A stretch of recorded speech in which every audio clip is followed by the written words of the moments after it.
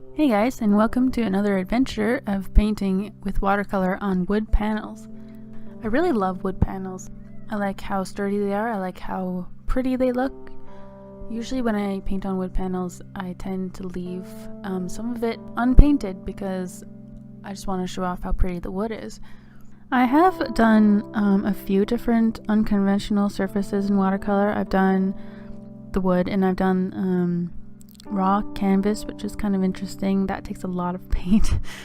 I've also done glass. I've definitely roughed up some glass and put watercolor ground on it and painted over it.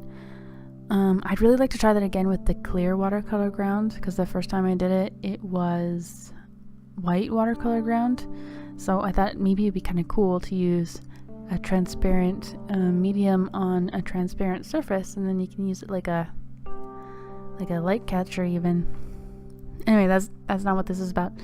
Okay, this time I did use transparent watercolor ground, and maybe that was the wrong choice. In a way, it was kind of good because I didn't want to commit to a certain surface, and I ended up wanting to keep the sky transparent, right? So, as you can see the wood in the parts that's supposed to be cloudy.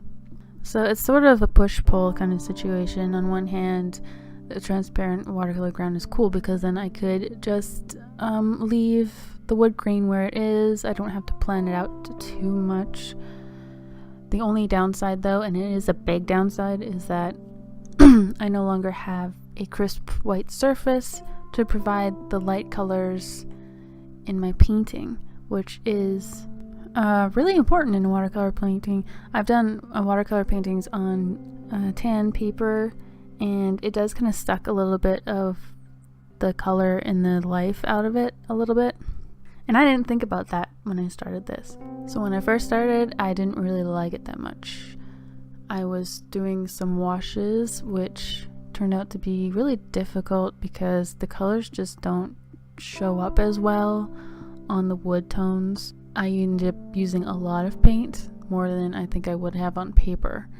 And the wood takes so long to dry that I definitely had to use my heat gun a bunch of times just to get the layers really dry, because it would be dry enough to touch, but the wood underneath was so waterlogged that as soon as I put more paint on it, it would just get sucked in and it wouldn't make an edge or even a difference in color. So there was a little bit of struggle trying to get layers and shapes to actually appear. So if you're going to try something like this, I would count on using a heck of a lot more paint than you think you will, and being prepared for the fact that it's a little bit harder to make shapes. It just really is. My biggest struggle came in the field of orchards and trees. I couldn't seem to make adequate tree shapes. Now, the one thing that I really liked about this, it has such a weird effect because the wood has a grain, and the colored water loved to collect in random grooves as it goes down the painting. So as a result, it almost looks like it's a silk painting stretched across a board. It looks kind of wrinkled from a distance. The colors are really kind of rich looking because of the warmth underneath them, and also the fact that I just added a heck of a lot of paint. Yeah, I really wanted to accept a loose painting as finished, and re-penciling over it afterward was so hard. I think that was the most time consuming part of this painting actually. The texture in the wood was just impossible to wield a mechanical pencil on smoothly, so that was a lot of work. I don't want to do that again. But yeah, I really like how it turned out. There's a little bit of pencil crayon around the edges of the trees, and I like it. I like how it turned out.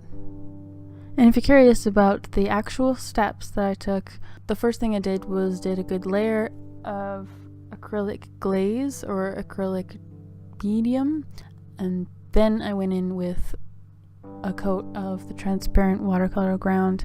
I think you're supposed to do more than one coat, but I really wanted to make sure that it stayed transparent. Last time I did some pretty thick coats and it was not transparent anymore, so I did a really thin coat. And it was still pretty absorbent. And then when my painting was done, I covered the whole thing with some thick clear gel medium, acrylic gel medium, so that the surface on the outside is acrylic, so it will protect my watercolor. I'm glad that I like it. I hope you like it too. Thank you for watching, and I will see you next time. Bye.